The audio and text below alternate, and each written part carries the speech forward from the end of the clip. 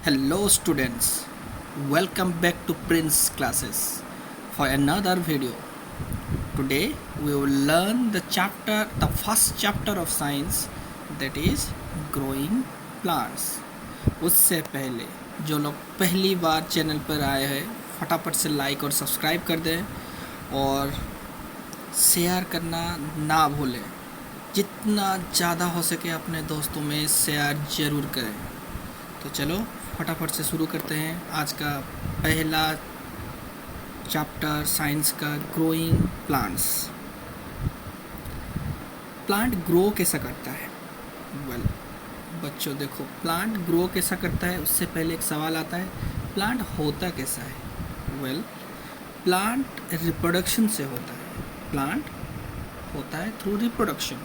ये रिप्रोडक्शन है क्या? Reproduction is the production of new offspring in plants. नया प्लांट बनने को रिप्रोडक्शन बोलते हैं। ये दो तरीके से होता है। It is generally done in 2 ways। समझ में आया? ये दो तरीके से होता है। कौन सा तरीके से होता है? ये थ्रू सीड्स, ये सीड्स से होता है, और ये थ्रू रूट्स, स्टेम्स और लिव्स से होता है। ये सीड्स से होता है, ये रूट, स्टेम्स और लिव्स से होता है। इन दोनों तरीक़ों से ये होता है। तो समझ में आया होगा बच्चे लोग समझ में आया होगा कि प्लांट रिप्रोडक्शन दो तरीके से करता है। अब सीड का सवाल आया, तो सीड आया कहाँ से? सीड फ्रूट से आया होगा। फ्रूट आया कहाँ से? फ्रूट ऑब्वियसली फ्लावर से आया होगा। ये पिक्चर को देखिए, फ्लावर से हम लोग फ्रूट पाते हैं और फ्रूट से हमें सीड्स मिलता है। चलिए फ्लावर का बारे में डिटेल्स जानते हैं। फ्लावर है क्या? फ्लावर से सीड बनता कैसा है और फ्लावर से फ्रूट्स बनता कैसा है? Flower is the most attractive part of a plant. ये हर किसी को पता है, लेकिन बच्चों एक क्वेश्चन है, what is the most attractive part of a flower? अगर कोई पूछता है what is the most attractive part of a flower, तो आपका जवाब पेटल्स होगा, ना कि आप खुद फिर फ्लावर ही बोल देंगे। Flower is the most attractive part of a plant and petals are the most attractive part of a flower. ये चीज़ हमेशा ध्यान में रखना। फ्लावर दो चीज़ें करती है। क्या करती है? ये to attract insects that help pollination. ये इंसेक्ट्स को अट्रैक्ट करती है ताकि पॉलिनेशन हो सके। पॉलिनेशन क्या, हम आगे जाके पढ़ेंगे। और क्या काम करती है? ये to form seeds that will grow into new plants. ये सीड्स पैदा करती है जो आगे चल के न्यू प्लांट्स में कन्वर्ट होती है। मतलब ये फ्रूट्स बनाती है, फिर फ्रूट से सीड्स हमें मिलता है। पार्ट ऑफ ए फ्लावर, चलिए पार्ट ऑफ ए फ्लावर पढ़ते हैं। Flower generally consist of 4 parts. Flower में 4 पार्ट होते हैं। जनरली हम लोग इसे 4 कैटेगरी में डिवाइड किए हैं। The first one is for petals, second one sepals, और the third one is carpel. Carpel ये फीमेल पार्ट है। ये consist of 3 sections, that is stigma, style and ovary, और फोर्थ हुआ स्टेमन।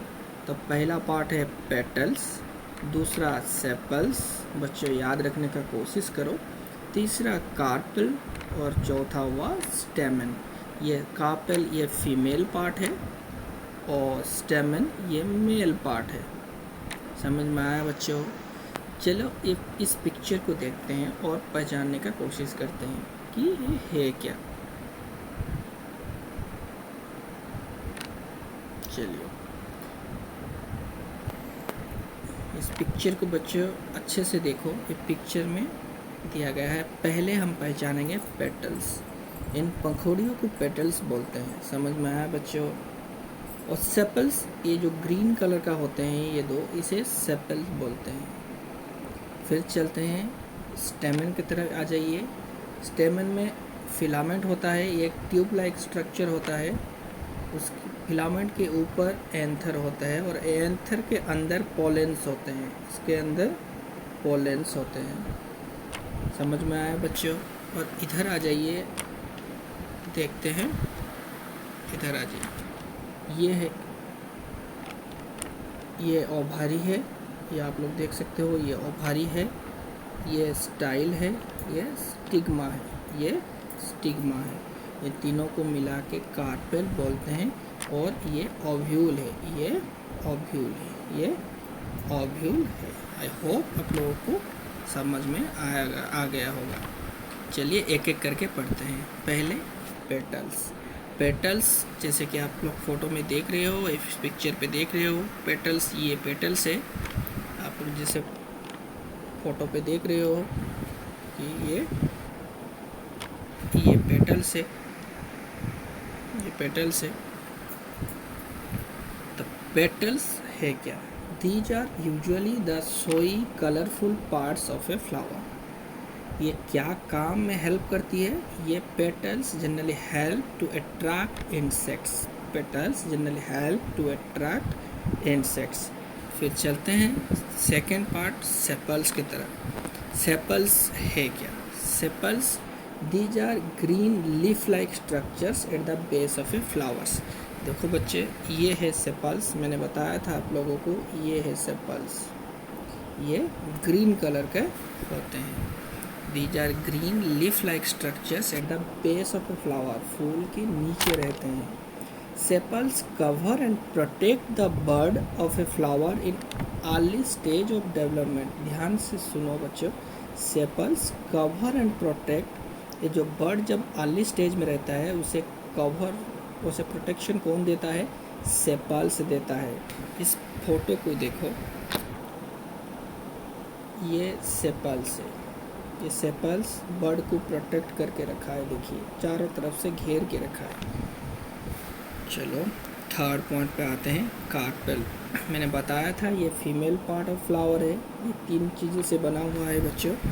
इसमें कार्पेल में 3 चीज़ है।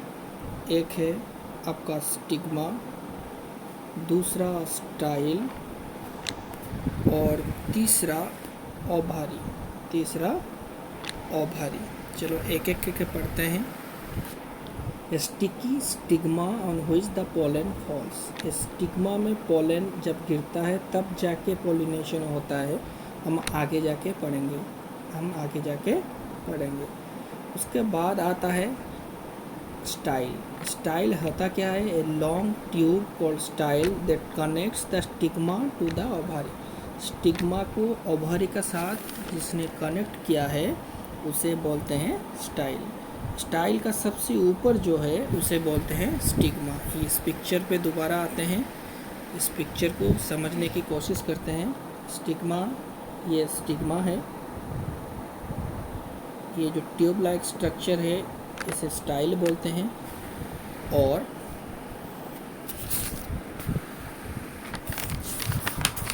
बच्चे इस पिक्चर को थोड़ा ध्यान से देखो। Stigma, a long tube called style, ये जो स्टाइल है that connects the stigma to the ovary. ये स्टिग्मा टू द ओभारी, ये देखिए ओभारी से लेके स्टिग्मा तक को जो कनेक्ट किया है, ये स्टिग्मा से लेके ओभारी तक जो कनेक्ट किया है जो ट्यूब, उसे हम लोग स्टाइल बोलते हैं, उसे हम लोग स्टाइल बोलते हैं।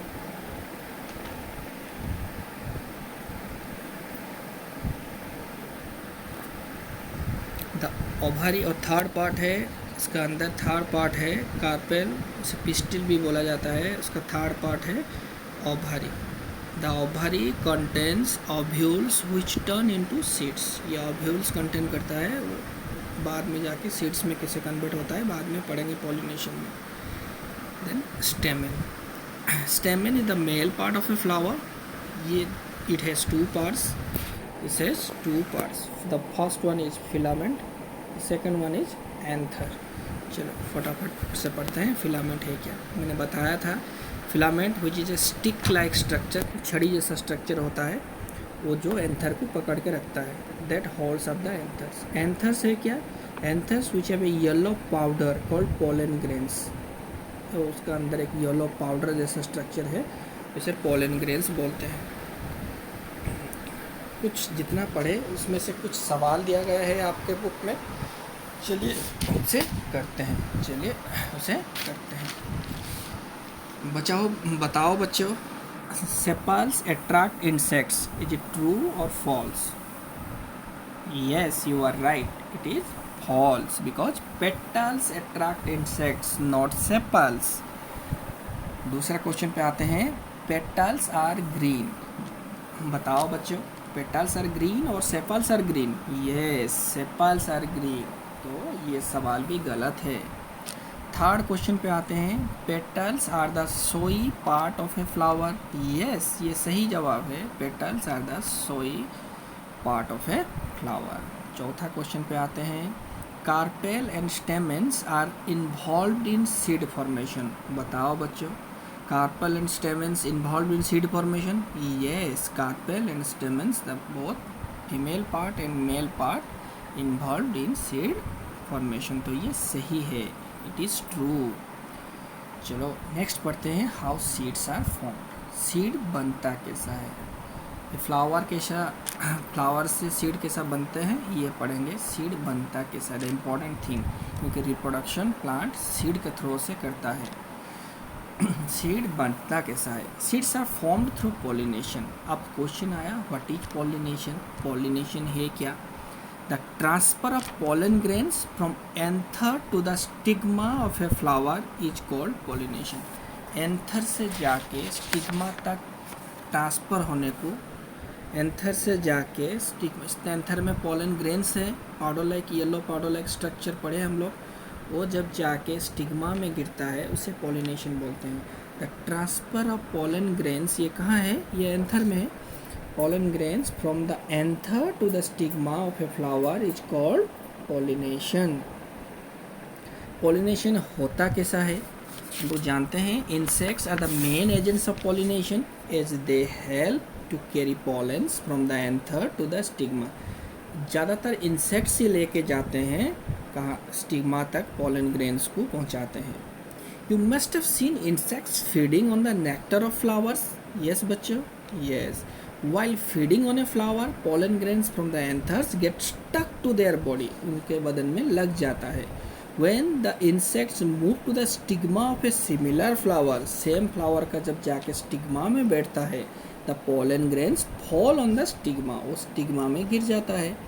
After some time, when pollen grains have reached the stigma, जब स्टिग्मा में पहुंच जाता है, they break open and produce a tube, और टूट के एक ट्यूब जैसा बन जाता है, उसे pollen tube बोलते हैं, उसे pollen tube बोलते हैं। The pollen tube slowly grows through the style to reach the ovary. अब आइए समझते हैं ये होता क्या है, होता कैसा है। देखिए इस पिक्चर को गौर से देखिए, मैंने बताया after some time when pollen grains have reached the stigma, जब स्टिग्मा में पहुंच जाता है, जब स्टिग्मा में पहुंच जाता है तब ये टूट जाता है। पॉलन ग्रेन्स एक ट्यूब लाइक स्ट्रक्चर बनाता है, इसे बोलते हैं पॉलन ट्यूब। इसे क्या बोलते हैं? Pollen tube. और ये pollen tube slowly grows through the style, इस स्टाइल का अंदर से आता है और कहाँ तक जाता है? ये ओवरी तक जाता है, ये ओवरी तक जाता है। Here the contents of the tube mix with the ovules forming seeds. Here the contents of the tube mix with the ovules. Here the contents of the tubes mix with the ovules and forming seeds. चलो ये हो गया formation of seeds। उसका बाद ये तो कहाँ तक पहुँचा? ये ओवरी तक पहुँच गया। उसका बाद क्या चेंजेस होता है? The ovary changes now, ovary बदल जाता है, वो फूल जाता है। It swells up and turns into a fruit, फल में बदल जाता है। The newly form seeds are inside the fruit, fruit का अंदर सीड्स मिलता है। देखिए जब पॉलिनेशन हो जाता है तब ये पेटल्स जो देख रहे हो आप, ये इसमें पेटल्स है, इसमें पेटल्स नहीं है, पेटल्स फॉल ऑफ हो गया, पेटल्स गिर गया। ये फिर देखिए ये जो ओवारी है, ये ओवारी फूल गया है, इसमें ओवारी देखिए और इसका ओवारी देखिए फूल गया है, it swells, ovary swells,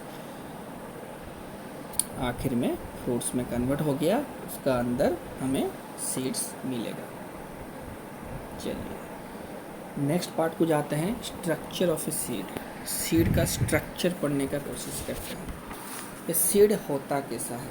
a seed is made up of generally 3 main part. एक होता है एम्ब्रियो, जैसे कि आप फोटो में देख रहे हो एम्ब्रियो, और दूसरा होता है कोटिलेडन्स, और तीसरा होता है सीड कोट। एक एक चीज़ गहराई से पढ़ेंगे, एम्ब्रियो क्या है, कोटिलेडन्स क्या है और सीड कोट क्या है। तीनों चीज़ों से एक सीड बनता है। चलिए एम्ब्रियो पढ़ते हैं। The embryo is the baby plant that will turn into a seedling और young plant when it gets the right condition for growth. यहाँ एक वर्ड आया सीडलिंग। ये सीडलिंग है क्या बच्चे? A baby plant that emerges from the seed. एक baby plant seedling है क्या? जब एक baby plant, a baby plant that emerges from the seeds, एक सीड से जब एक छोटा बेबी प्लांट निकलता है उसे हम लोग सीडलिंग बोलते हैं। तो एम्ब्रियो है क्या? The embryo is the baby plant that will turn into a seedling और young plant when it gets the right condition for growth. ये एम्ब्रियो है। तो कोटिलेडन्स क्या है बच्चों? These are also known as seed leaves. बहुत ही important चीज़ है कोटिलेडन्स, याद रखना बच्चों। These are also known as seed leaves. इसे सीड लिप्स भी बताया जाता है, इसे सीड लिप्स भी बताया जाता है। They store food for growing embryo. ये फूड स्टोर करता है कोटिलेडन्स, एम्ब्रियो के लिए ये फूड स्टोर करता है। कब तक? जब तक उसका न्यू लिप्स ना हो जाए, till it puts out new leaves, तब तक ये खाना स्टोर करके रखता है। तो हमें पता है जब लीफ हो जाएगा तो फोटोसिंथेसिस होगा, फिर प्लांट्स को खाना अपने आप खुद ब खुद लीफ बना के दे देगा। तब तक जब तक लीफ नहीं निकला है तब तक कोटिलेडन्स का काम इम्पोर्टेंट है। ये खाना स्टोर करके रखता है एम्ब्रियो के लिए, छोटे बेबी प्लांट के लिए ये खाना स्टोर करके रखता है।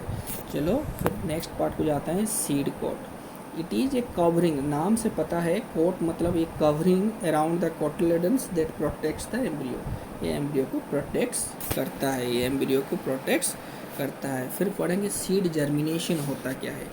बच्चों सीड जर्मिनेशन होता क्या है? जर्मिनेशन क्या है ना? Germination is the change of a seed into a seedling under suitable conditions. Germination क्या है ना? Germination is the change of a seed into a seedling under the suitable condition. Suitable condition क्या है? 3 चीज़ों की बहुत सख्त ज़रूरत है एक जर्मिनेट होने के लिए। कौन सा चीज़? Warmth means heat, water means पानी, और एयर। ये तीनों चीज़ों के बिना जर्मिनेशन नहीं हो सकता। Baby plant convert, seed baby plant में कन्वर्ट नहीं हो सकता। ये तीनों चीज़ों की ज़रूरत सख्त है। फिर होता क्या है? एक टाइनी होल, जर्मिनेशन होता कैसा है? एक tiny hole called micropyle allows the seed to absorb water. हर सीड में एक छोटा सा होल रहता है, उसे माइक्रोफाइल बोलते हैं। इसे क्या बोलते हैं? माइक्रोफाइल बोलते हैं।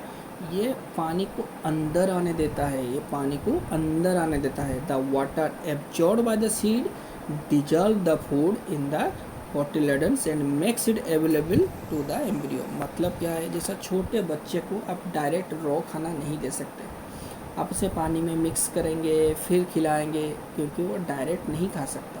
तो कोटिलेडन्स में जो खाना स्टॉक है वो प्लांट्स एम्ब्रियो डायरेक्ट नहीं खा सकता। जब माइक्रोपाइल्स के अंदर से वाटर जाता है तब एक कोटिलेडन्स में जो खाना है ये डिजॉल्व हो जाता है, ये घुल मिल जाता है, फिर तब जाके वो क्या खाना एम्ब्रियो खा पाता है और बड़ा हो सकता है।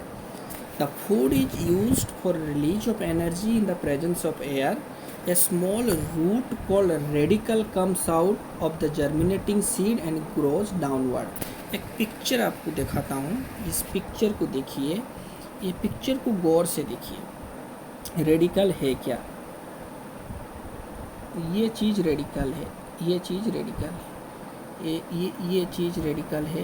ये देखिए आगे जाके ये रूट सिस्टम में कन्वर्ट हो जाता है। ये चीज़ छोटा सा रूट स्ट्रक्चर नीचे से तरफ निकलता है, इसे बोलते हैं रेडिकल, इसे बोलते हैं radicle. It later grows into the root system of the new plant.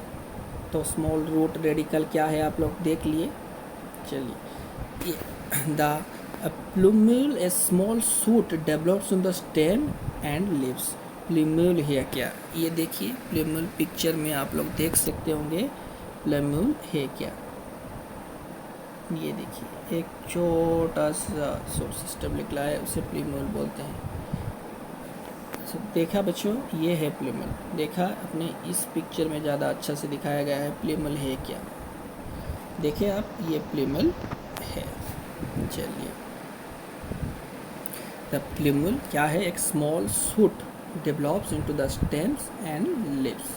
Once green leaves are formed, green leaves जब आ जाएगा, the young plants become a seedling. जब ग्रीन लीव्स आ जाएगा तब ये सीडलिंग हो गया। जब ग्रीन लीव्स आ गया ये सीडलिंग हो गया। जब ग्रीन लीव्स आ गया ये सीडलिंग में कन्वर्ट हो गया, ये सीडलिंग में कन्वर्ट हो गया। Now it can carry out photosynthesis to prepare its own food. जब पत्ता निकल गया तो आपने अब फोटोसिंथेसिस कर सकता है। अब कोटिलेडन्स का कोई काम नहीं है, छोटे बच्चे जैसा उसे खिलाना नहीं पड़ेगा। समझ में आया बच्चों। फिर नेक्स्ट पढ़ेंगे डिस्पर्सल ऑफ सीड्स। अब सीड डिस्पर्स कैसा होता है, डिस्पर्स मतलब क्या है। डिस्पर्स मतलब the scattering of seeds away from there parent plant is called seed dispersal. एक जगह से दूसरा जगह को, अपना पेरेंट प्लांट्स को छोड़ के दूसरा जगह को मूव करने को सीड को बोलते हैं डिस्पर्सल। डिस्पर्सल होता कैसा है, डिस्पर्सल बाय विंड हो सकता है, हवा से हो सकता है। Some seeds such as those of cotton, mather and dandelion have hair। उसमें एक हेयर जैसा स्ट्रक्चर है that helps them float in air। बहुत ही हल्का होता है, जब हवा का तेज झोंका आता है तो इसे उड़ा लेके कहीं दूसरे जगह पे डाल देता है। They are carried by wind। कुछ होता है डिस्पर्स बाय वाटर, जैसे कि कोकोनट हो गया, लोटस हो गया, एनी वाटर प्लांट, मतलब जो प्लांट वाटर में बढ़ता है, पैदा होता है, उसका जो सीड्स डिस्पर्स होता है वो वाटर में होता है, थ्रू वाटर होता है। Dispersal by animals and humans. Humans and animals eat fruits and throw the seeds away.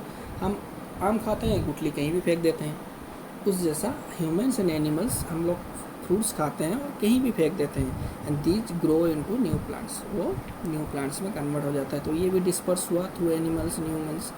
फिर क्या होता है ना, some plants produce birds that have hooks at the end of thorns. The birds stick to the animal fur and can be scattered far and wide।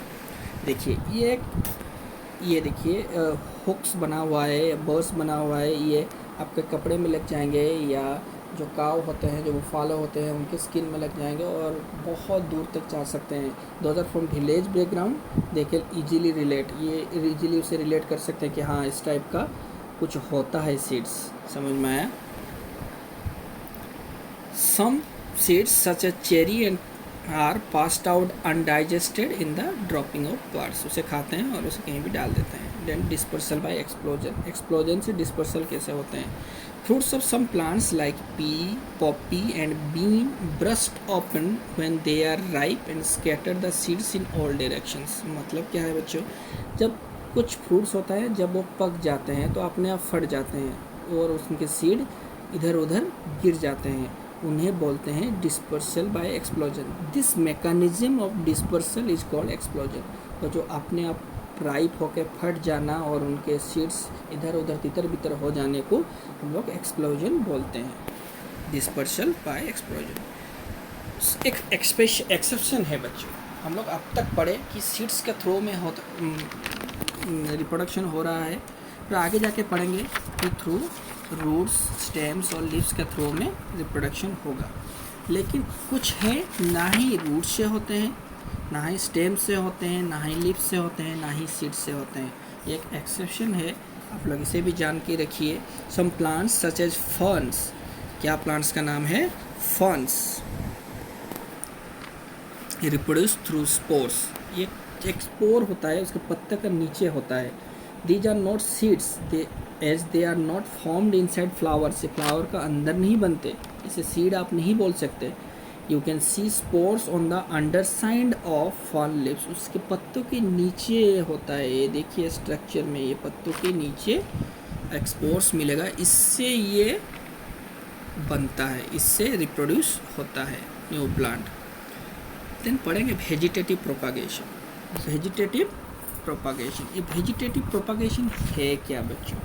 हम लोग पढ़े थे reproduction दो तरीके से होता है, एक होता है थ्रू सीड और एक होता है थ्रू स्टेम्स, लीव्स और रूट्स। ये जो सेकेंड पार्ट है ना, उसे ही बोलते हैं वेजिटेटिव प्रोपागेशन। उसका डेफिनेशन क्या है?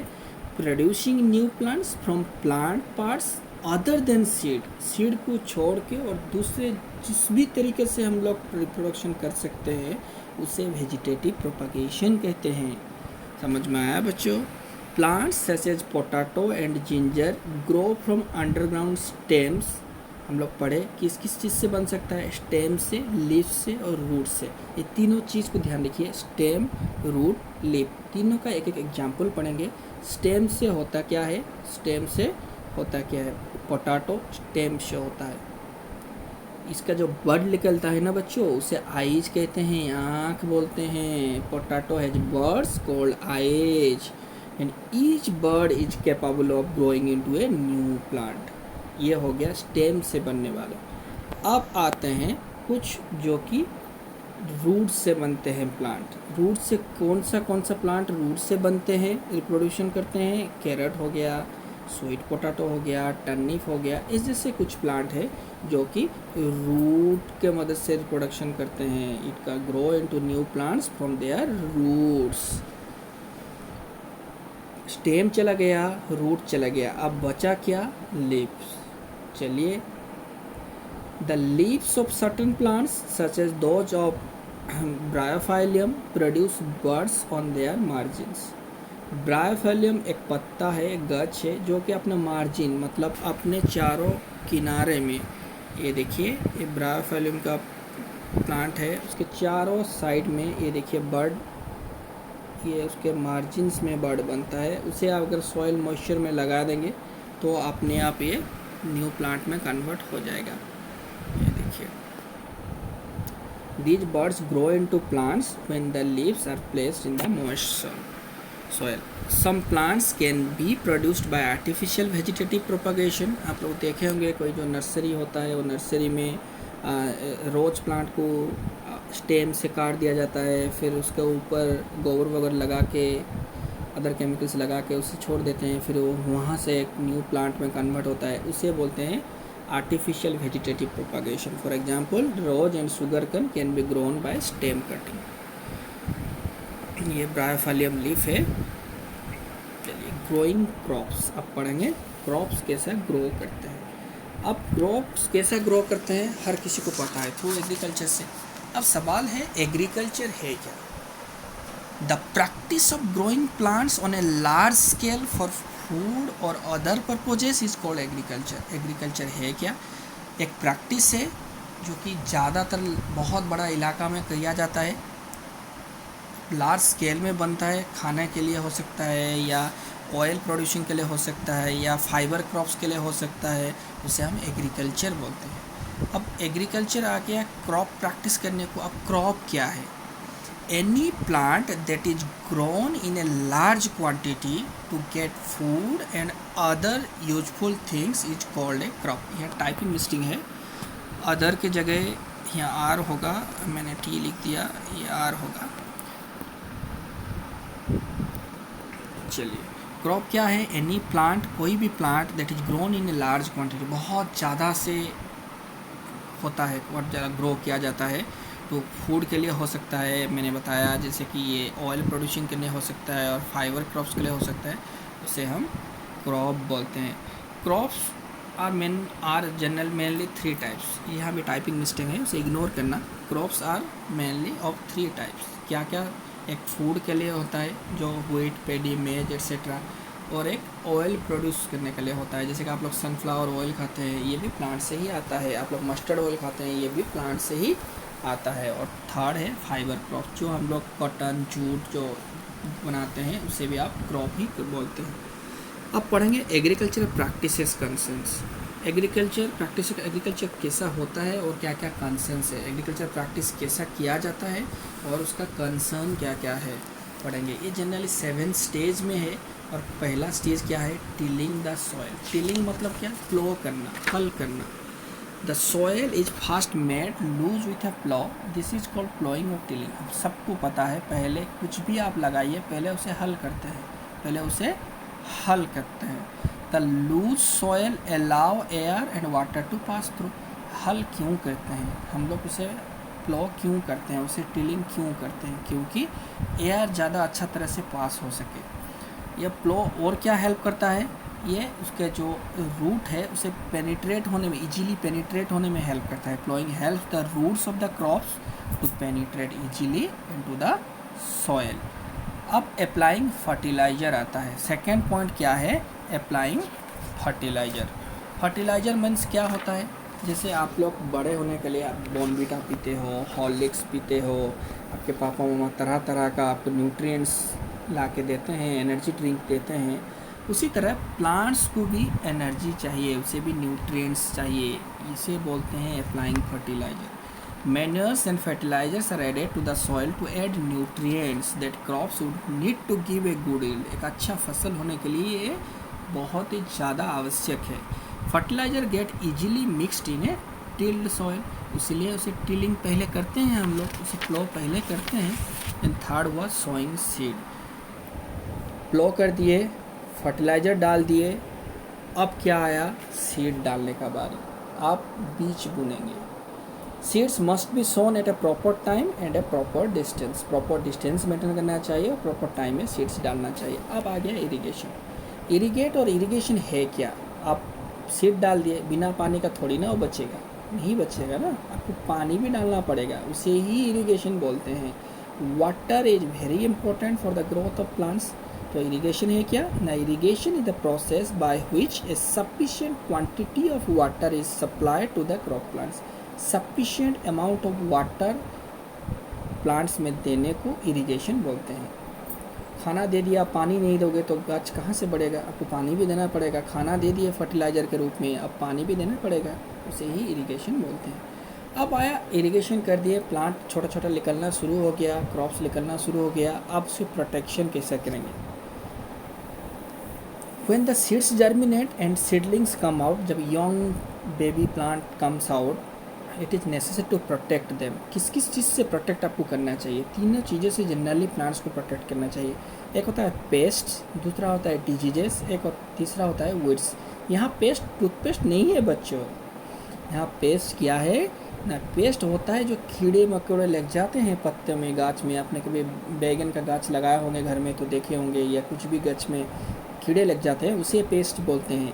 ये डिस्ट्रक्टिव इंसेक्ट और other animal that attacks crops, food, livestocks etcetera is known as pest. अब सवाल होता है, डिजीजेस आप लोग को पता है बीमारियां होता है, और पता तीसरा आते हैं वीड्स की तरफ। वीड्स होता क्या है, it is the undesirable plants. Undesirable means क्या होता है, जब आप धान का प्लांटेशन किए हो, अब धान क्रॉप्स कर रहे हो, तो उसका आसपास में देखेंगे कुछ अनडिजायरेबल प्लांट्स होगा, सिमिलरली लुकिंग लाइक जो राइस प्लांट्स जैसा हो गए, उसे ही बोलते हैं weeds. It is the undesirable plants. Weeding, अब उसे निकालना तो पड़ेगा, नहीं तो सारा जो फर्टिलाइज़र आपने मेहनत किया, फर्टिलाइज़र दिया, उसका जितना न्यूट्रिएंट्स वो चूस लेगा। फिर आप जो लगाए हैं, आप जिसे जो क्रॉप्स बना को आपने एग्रीकल्चर जो क्रॉप्स किए होंगे वो बढ़ेगा नहीं, वो गाछ बढ़ेगा नहीं, तो उसे निकालना पड़ेगा। अब वीडिंग कैसा करते हैं, weeding is done by pulling the weeds out. आप हाथ से निकाल सकते हो, और ट्रॉल से निकाल सकते हो से निकाल सकते हो, हैरो से निकाल सकते हो, किसी भी तरह से आपको निकालना है।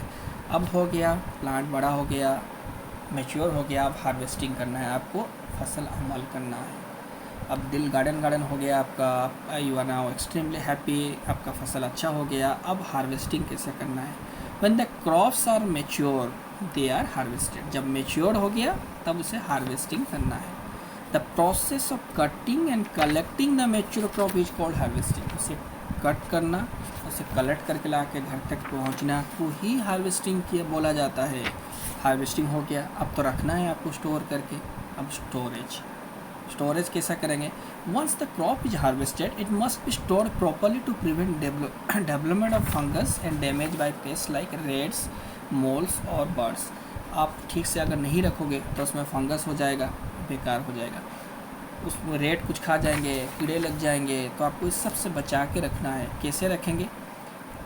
नीम is a good natural substances to keep insects and pest under control. नीम सबसे अच्छा स्टोरेज होता है। पहले के ज़माने में केमिकल्स नहीं मिलता था तो आपको नीम से ही स्टोरेज करते थे।